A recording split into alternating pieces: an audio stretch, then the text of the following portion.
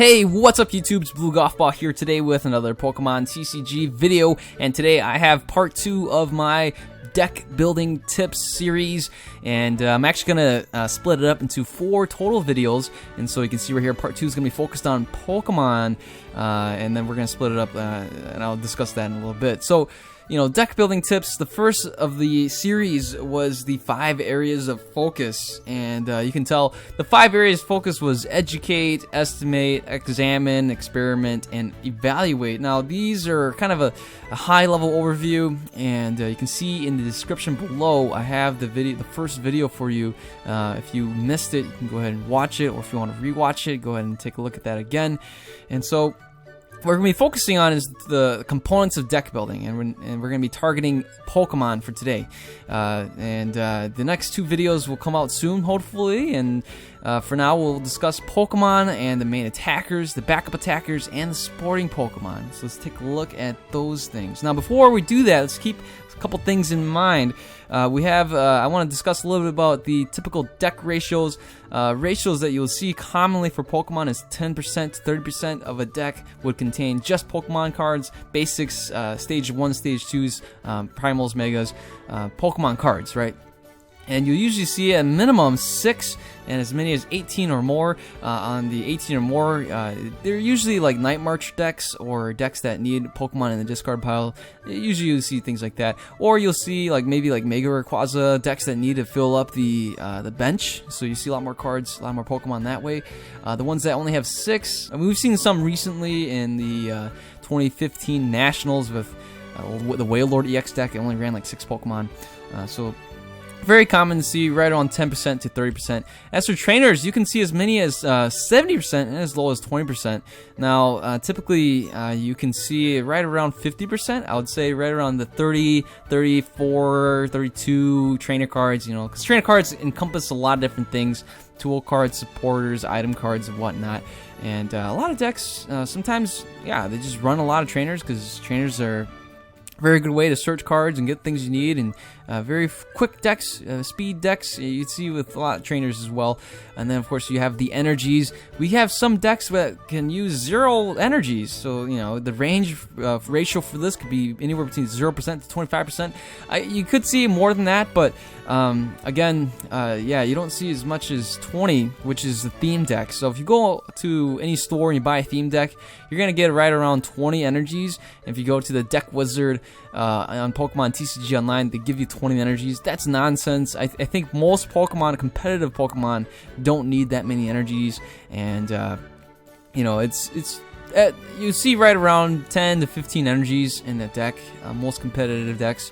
Now, of course, don't get me wrong, 20 energies in a deck depends on your strategy. Can definitely work for you, and if you're playing 20 or more energies in your deck, definitely could be something of a, you know, maybe a strategy that you have, and go for it, right? So I'm saying typical deck ratios you'll see right around as low as 0, so as much as 15 or more.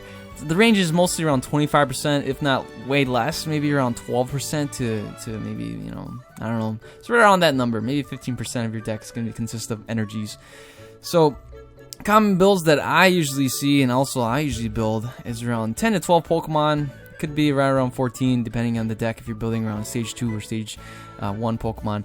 We have trainers is usually around 28 to 38, so right around almost half your deck. And then energies, of course, is right around 10 to 13. Those are pretty typical deck ratios that I would suggest if you're building a deck. You'll probably see this very common, and you'll see pretty common around the Pokemon TCG community and pretty common around Pokemon TCG Online. Now, I want us to keep in mind this next thing here, which is something called the Hypergeometric Distribution. And this is a formula that I use to really look into consistency, and it's a formula that I keep in mind when I build decks as well.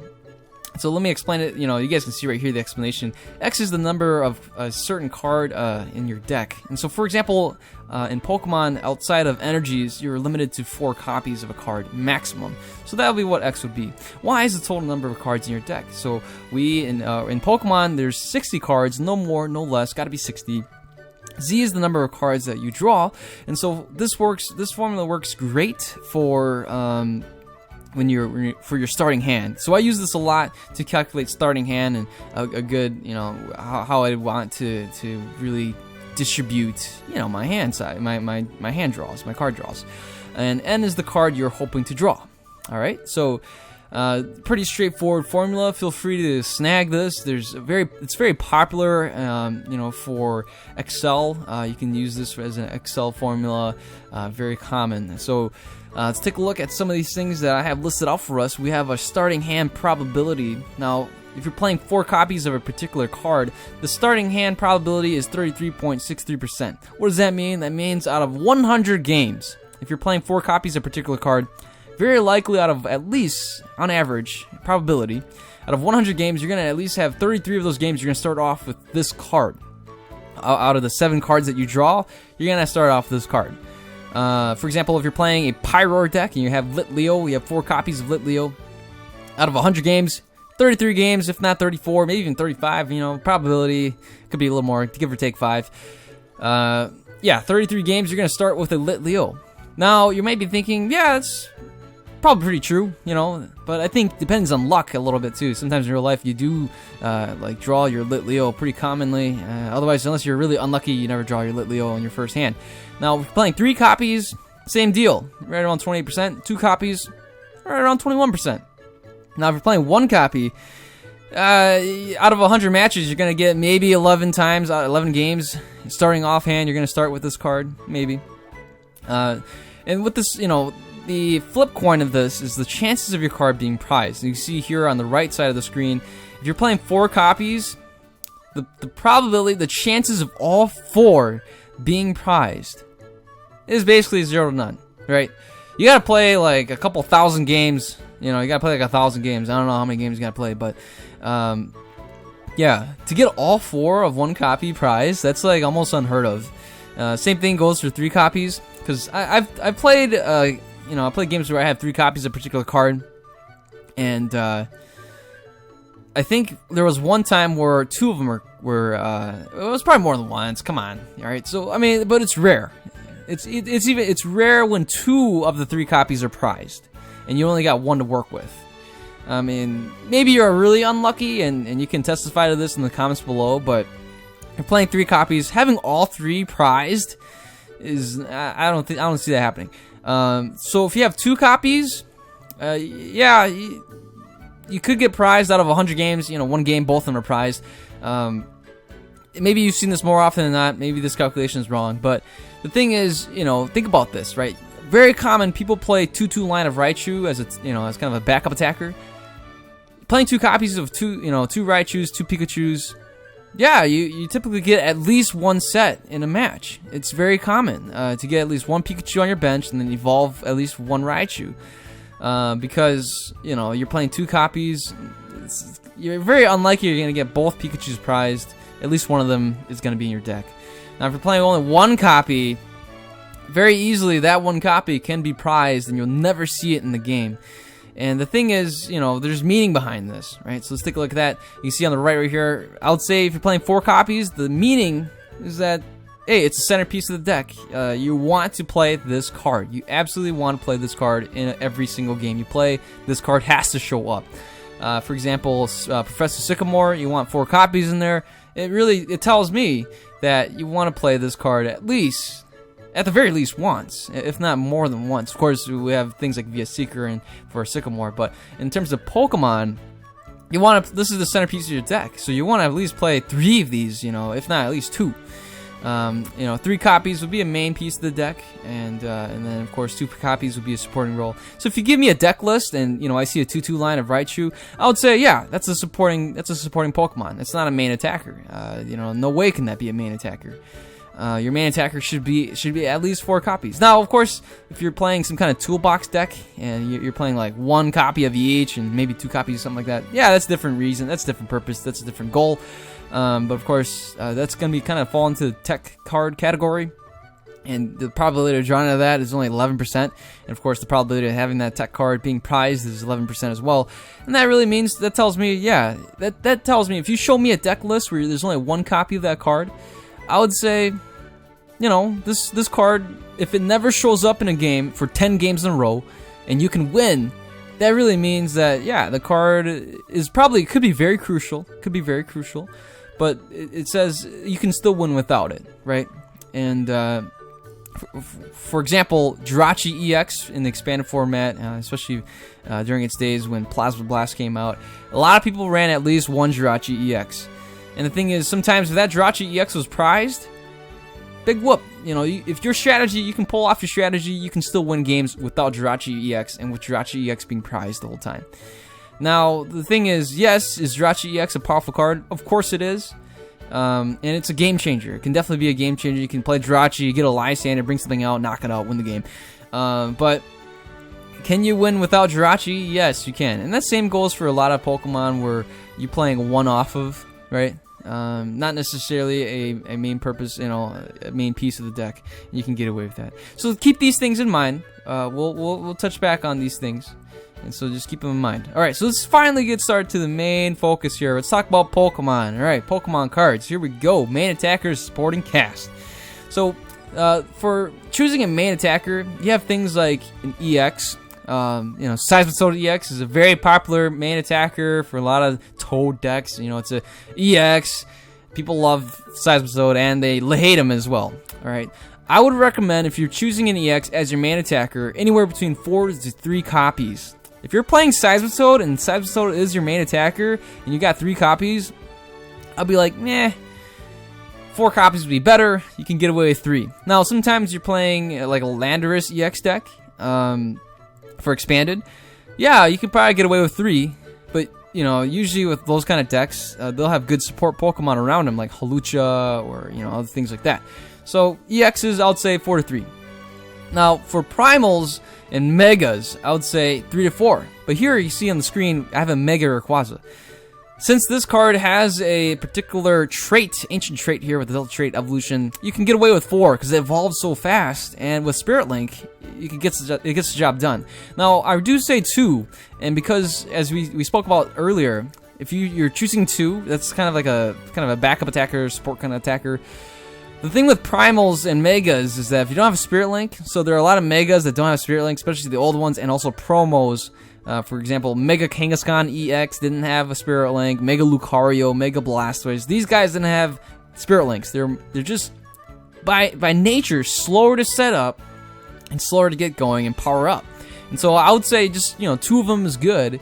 And even though it's going to be a main attacker, you can get away with 2. And I've done that as well, and it does work. Now for non-EX basics here, you can see I have an Entei here displayed. Same rule applies for the EXs, 4 to 3, very common, 4 to 3, of course, 3 you can get away with as long as you have other supporting Pokemon helping it out, and then for the stage 1s, like Raichu, if you're building a deck around Raichu, or any other stage 1s, I would recommend it 4 copies, straight up 4 copies. You can probably get away with 3, but still, 4 copies, that's my recommendation. There's a lot of stage 1 decks like Vespiquen. There's even things like Noivern and Doug Triel's kind of making it a little bit of a and then we have expanded format with like Donphan. 4 is very staple, If you're playing a stage 1 as a main attacker, 4 copies is a staple. Now for stage 2s, I have your Empoleon as an example for the expanded format. Usually you want to play it if you're playing a stage 2 as your main attacker. You gotta do it for multiple reasons. One, either it's like you're using Archie's Ace in a hole or something like that, getting Empoleon, I don't know. Or if you're gonna evolve all the way through, like with grass Pokemon, you can evolve pretty quick using the Stadium. Usually you're playing them for a really good ability and really efficient attack. Of course, you're doing that with other Pokemon as well, but with stage 2s, they're just slower in nature compared to even stage 1s, and of course definitely much slower to EXs and non-EX basics, since you can just play them right down to your bench, switch them or something like that, bring them to the X spot, start attacking, slap down Muscle Band, Energy, stuff like that. It starts, you can just start attacking. For stage 2s, a little bit slower. You gotta find rare candy if you need it, or you have to evolve all the way through, and etc. etc. Now for these stage 2s, I would still recommend 3 to 4. Why? It's because they're just sometimes their abilities and their attacks just so good, and still 3's first and then 4, right? The difference between the EXs and non-EX basics, I'm saying 4 first and then 3. I would recommend 3 first for stage 2s and then 4. All right. So this is my philosophy for main attackers. Definitely, it's up to you. If you don't like my numbers and my suggestions, feel free to have your own. But these are my suggestions. So let's talk about choosing a backup attacker. So reasons for a backup attacker.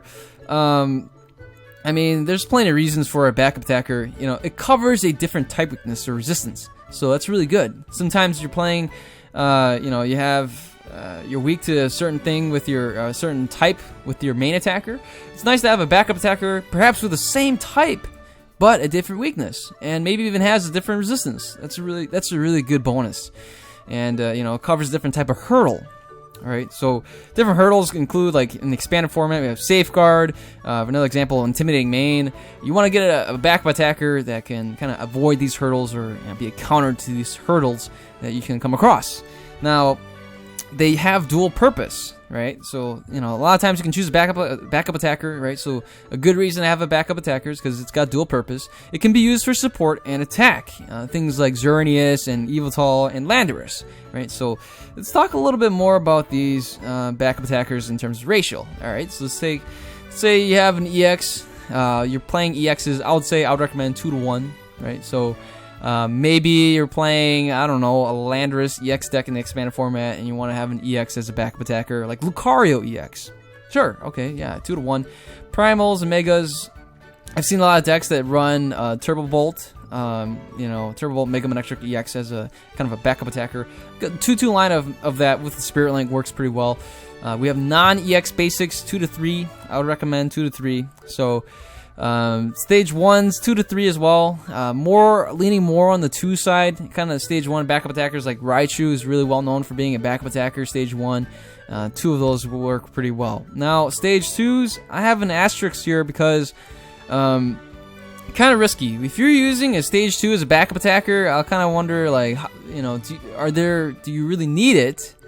Or is it a water type or a fighting type where you can use Archie's Ace in a Hole or Maxie's Hidden Ball Trick, right? So you can see, choosing backup attackers is pretty crucial, and I think it's definitely valued. You can see right here, Hawlucha is very common to see Hawlucha as a backup attacker for fighting decks. Not only does it cover a different weakness, it also has fighting resistance, and it has free retreat. So a lot of good stuff here. And then Flying Press is no joke. Definitely can hit a lot for EXs. Alright, so let's talk about support Pokemon. Now, choosing support Pokemon. This is different from a backup attacker, right? So backup attackers are mostly, like majority, like 80% of the support Pokemon that you want to choose are just, or backup attacker Pokemon are just for attacking.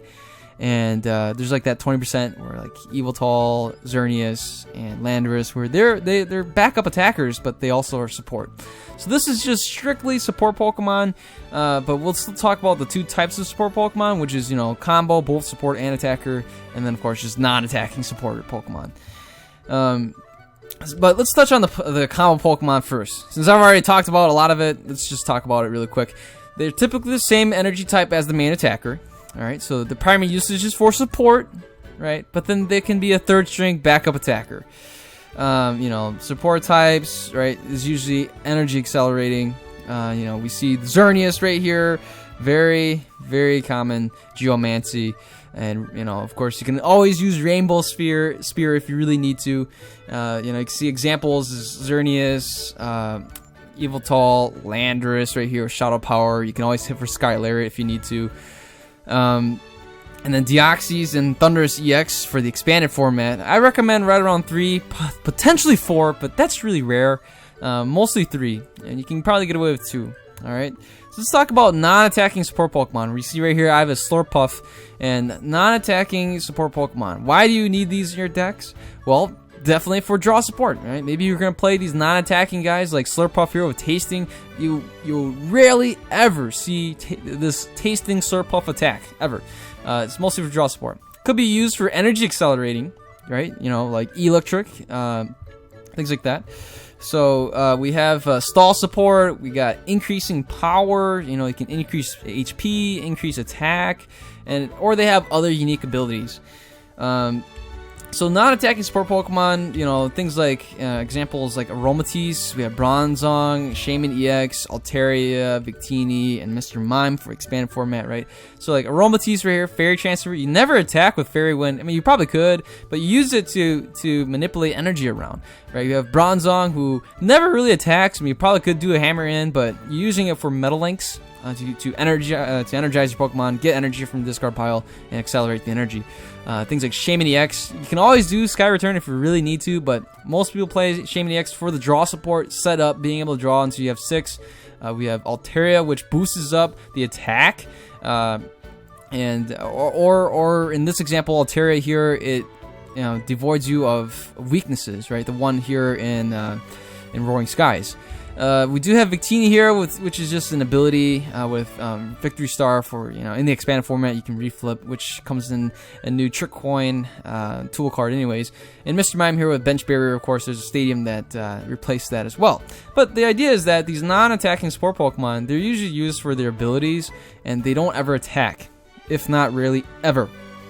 And again, I mentioned the Altaria here, that's not displayed here, that can boost Dragon-type Pokemon attacks. There's also a Pokemon that can boost HP, kind of like an Umbreon for Plasma Pokemon and things like that. Or so there's a lot of reasons why you want them. You got to consider, yeah, does this mesh well with my deck? Do I really need them? Does it make sense to have them? And are they required? So here's my recommendations. So if you need it for draw support, definitely 4 to 3. Now, for example, Slurpuff. Tasting, you're gonna see very common, right around at least 3. There's sometimes some decks where they have 2, and with Shaman EX the same way. Sometimes you see 2, but very common you see 3. And so I probably should have these numbers reversed. Should be 3 to 4 instead of 4 to 3. But for energy acceleration, I'd say 3 to 4. And that's like with Bronzong, or if you're playing expanded with Electric, energy accelerating 3 to 4. Now, if you're playing even with Blastoise, now back in the day, Blastoise engine decks did run 3 copies. But with Blastoise now, and now that you have Archie's Ace in a Hole, you can easily just run 2 and get them out so fast, right? Same thing goes with Emboar. You're gonna need probably around 3. Emboar does Infernal, Fandango, and yeah, it's pretty common to see 3 of them. So we have stall support, things like Sigilyph and Suicune, where they typically don't need attack, or even Wailord. 1 to 3. To increase your power, either by HP or by attack, I would say 4. Very common, you'll see 4, 4 Altarias to increase your Dragon Pokemon's attack, things like that, 4 Umbreons, etc. For unique abilities, sometimes you may need 4. This is I'm placing this last because it's very questionable. Sometimes I just don't know how many you need. You gotta really just feel for it yourself and make your own considerations. Now, this is the 3. So this is all 3. Main attacker, backup attacker, and support Pokemon. And yeah, these are my ratios. These are my thoughts and my input on how to put your deck together and choosing Pokemon. Hopefully this video helped. So thanks so much for watching. And if you guys enjoyed the video, give it a thumbs up, share it with your friends. And yeah, if you guys are new to the channel, feel free to subscribe. Hit that subscribe button below. And if you're a returning subscriber, thanks so much for watching and being a part of this channel. And yeah, if you guys have questions, feel free to email me, shoot me a personal YouTube message, or post comments below. And yeah, thanks so much for watching. Have a wonderful day. I'll see you guys later. Goodbye.